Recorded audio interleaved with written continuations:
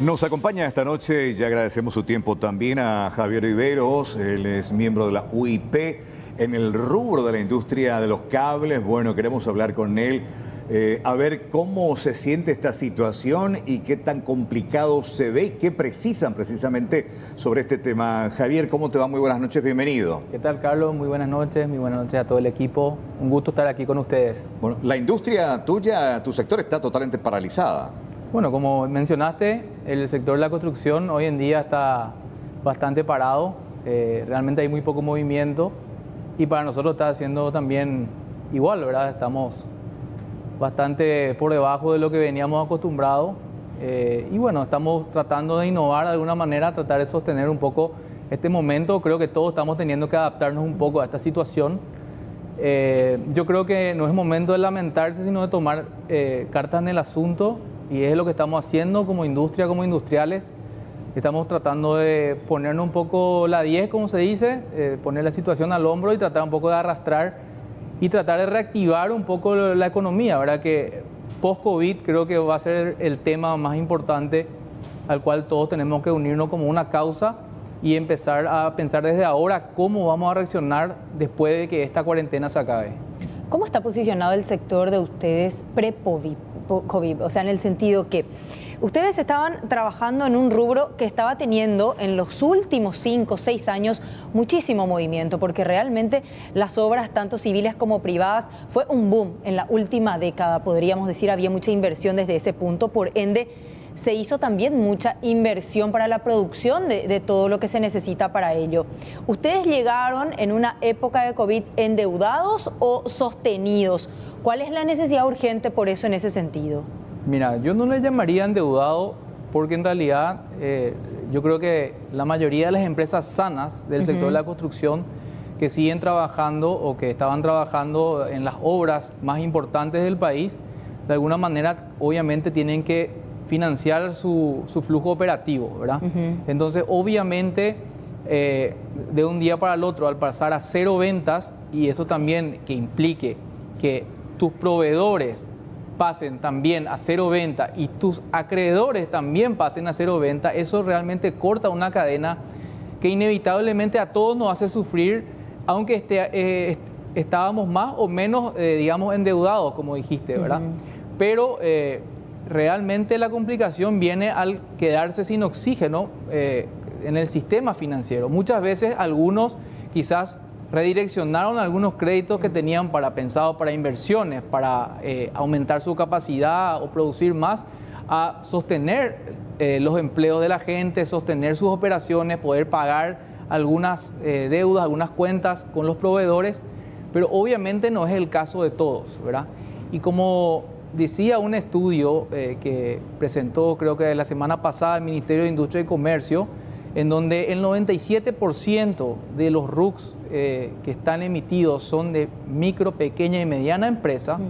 Entonces eso te da la pauta también de que realmente las empresas que estaban funcionando dentro de nuestro sector probablemente sean la mayoría de este tipo, ¿verdad? Entonces la capacidad de acceso que tienen en estos próximos 3 meses a capital que les permita subsistir durante la cuarentena o durante este COVID es bastante complicada y bastante lenta, está siendo muy lenta, por lo cual nosotros estamos promoviendo algunas herramientas dentro de la UIP tratando de ayudar a nuestros socios. Por ejemplo, tenemos un consultorio financiero que ayuda a gestionar carpetas en el BNF, ¿verdad? Sabemos que el BNF tiene una línea de crédito habilitada que de alguna manera sale, pero sale de manera lenta, no da abasto.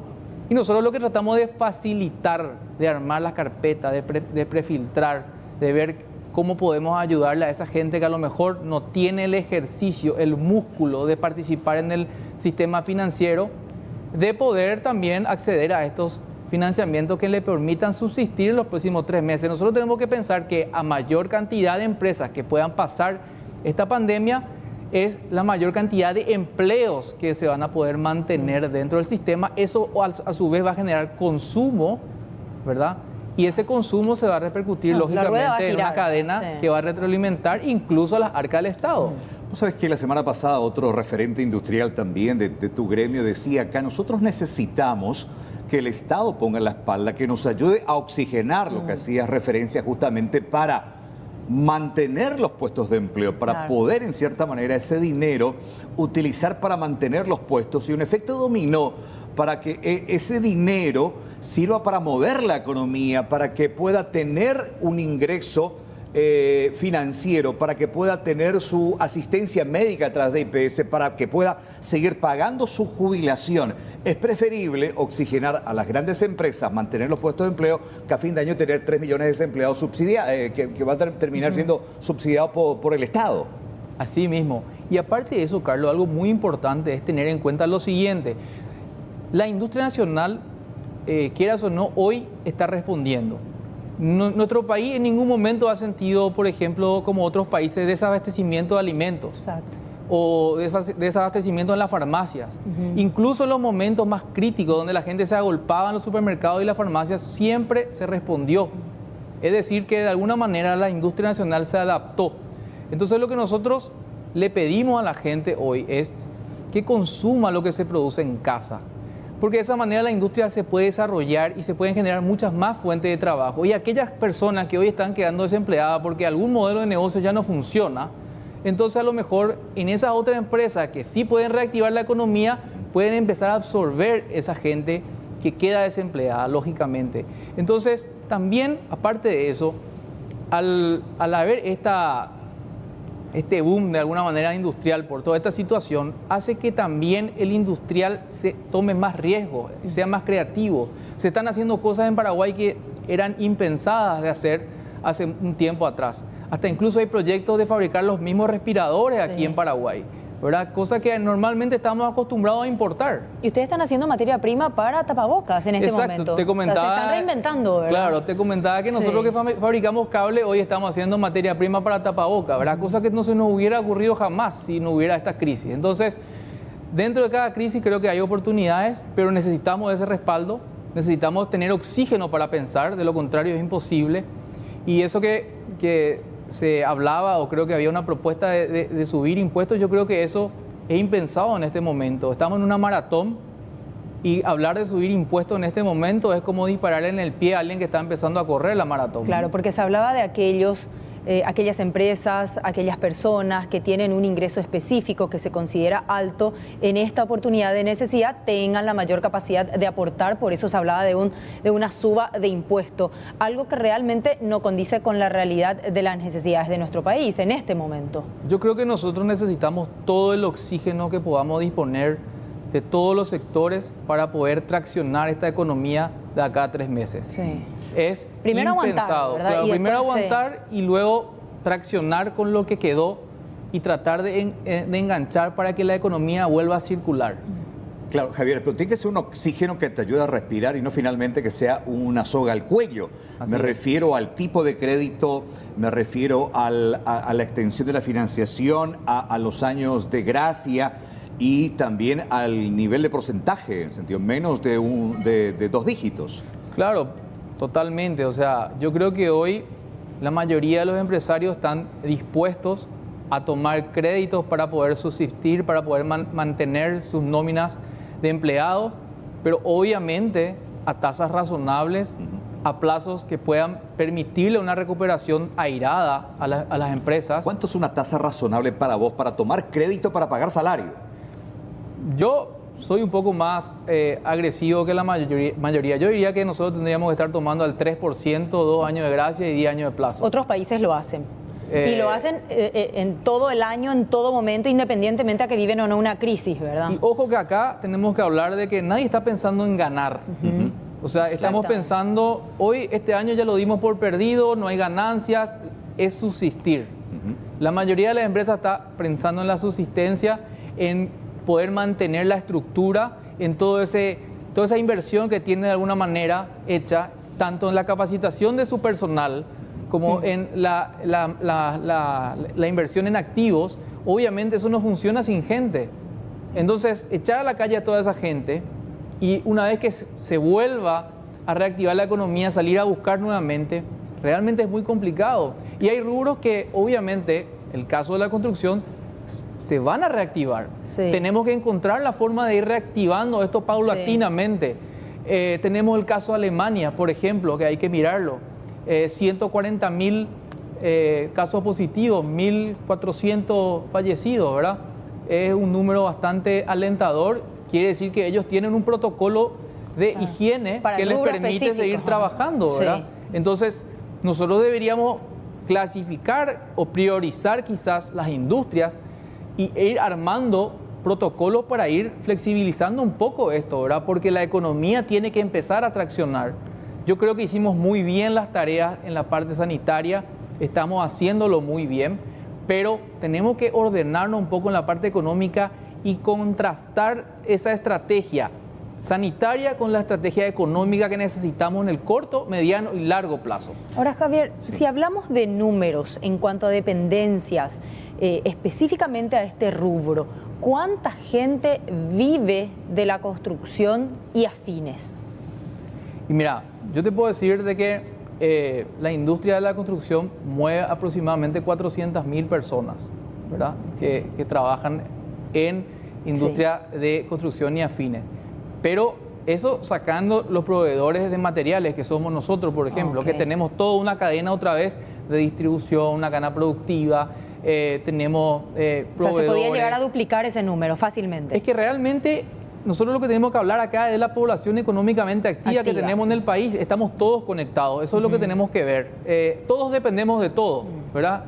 Los medios de comunicación dependen de los anunciantes, a su vez los anunciantes dependen de los proveedores que le proveen, de los clientes. Entonces, es una cadena y acá tenemos que ayudarnos todos. Acá no podemos estar hablando hoy de ideologías o de intereses personales o particulares. Acá tenemos que hablar de que como paraguayos estamos en guerra y para ganar esta guerra necesitamos todas las armas con las cuales podamos contar. Volviendo al tema de números, la banca pública, la de menor porcentaje de intereses es el BNF con 7%. Sí, actualmente sí. Eso de 3% con 2 años de gracia, 10 de financiación, ¿ya hay una propuesta oficial por parte de UIP o gremios al titular, al ejecutivo o al titular de Hacienda para ver que realmente se pueda concretar esa posibilidad, Javier? Sí, nosotros estamos trabajando hace un tiempo con reuniones bastante interesantes con los diferentes actores en este sentido. Estamos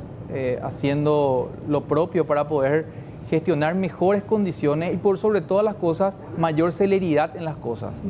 Hoy en día te diría que quizás 1, 2 o 3 puntos más capaz no hace la diferencia, sino el tiempo en que vos recibas ese oxígeno, ¿verdad?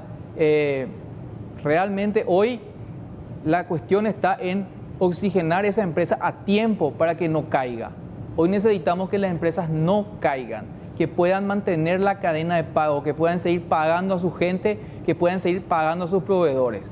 Entonces nosotros, si le sacamos esa carga, tanto de pagar algunos servicios públicos que se pueden dejar de pagar, IPS y esa parte de la nómina la podemos, digamos, diferir a más adelante y fraccionarla en una buena cantidad de cuotas, entonces va a permitir que lo que le sobre a esa empresa pueda distribuir en su cadena de pago para que el acreedor mío, mi cliente, me pueda seguir pagando a mí, para que yo le pueda seguir pagando a mi proveedor y así la economía pueda seguir funcionando. ¿Qué pasa? Cuando la economía se corta por demasiado tiempo, es muy difícil retomar. Entonces, es por eso que hablamos del oxígeno, ¿verdad? Porque si vos le dejas sin oxígeno 15, 20 días, un mes a una empresa que no le está pagando, esa empresa con su cliente ya queda bloqueada. Ya no le dan un crédito, ya no le vuelven a vender. Entonces, ¿cómo hace para retomar su actividad económica? Pero y ese es el principal problema en este momento, porque fondos hay, sabemos que hay fuentes de financiación. Los puntos, como decís, de interés de 1, 2, 3 se puede negociar, pero los tiempos, hay analistas de créditos en el BNF que son 5 personas que tienen que analizar una cantidad impresionante de carpetas. Entonces, en situaciones normales tarda 30 a 60 días ese tipo de aprobación. Hoy día, que tenemos más casos inclusive, se está dilatando demasiado. ¿Cuál es la alternativa en ese sentido? Yo creo que lo más sencillo sería llegar a un acuerdo en donde yo que trabajo ya con X banco, Sí. ese X banco me dé a mí. Yo no tenga que ir a abrir una carpeta nueva en BNF, Sí. ni abrir una carpeta nueva en ningún otro lugar. El banco que ya trabaja conmigo, que ya me conoce hace años, Y que flexibilice un poco. y que flexibilice, que sea un producto garantizado por el gobierno, de alguna manera, por el Estado, con alguna garantía. Se creó el fondo de garantía, hay que ampliar eso, hay que fondear eso también. Entonces, pero hay que hacerlo efectivo. Tenemos que ocuparnos no solamente de crear el fondo de garantía, tenemos que ocuparnos de que asegurarnos de que ese crédito esté recibiendo la persona que necesita o la empresa que necesita en un corto plazo. Porque si hablamos de empresas en este país, estamos hablando de empresas de 3, 4, 5 o 10 funcionarios. No estamos hablando de que todas las empresas tienen lo suficiente activo para garantizar una operación crediticia. Porque el 97% de las empresas que están dando mano de obra o que están dando trabajo o empleo a la gente son empresas pequeñas. Entonces, nosotros tenemos la obligación de ayudarle. El Estado tiene la obligación de agarrarle de la mano y darle un camino para poder conseguir eso que se necesita hoy, que es el oxígeno para poder pasar los 2 o 3 meses más que quizás nos quedan. Porque realmente hasta ahora también es un poco incierto, ¿verdad? Estamos todas las semanas extendiendo una semana más, extendiendo una semana más. Escuché que el ministro del Interior dijo que esto va a ir todo mayo.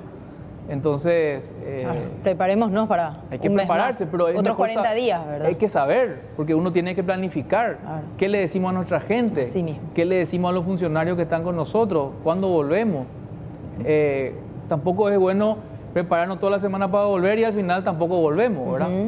Entonces, yo creo que hay una cuestión de coordinar mejor las cosas rápidamente. Repito, no hay mucho tiempo, pero en la parte económica tiene que ir a la par con la parte sanitaria.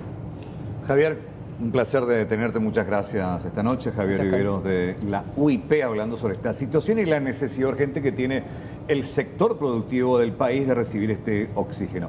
Buenas noches, Javier. Gracias. Gracias. Gracias, Carlos. Gracias.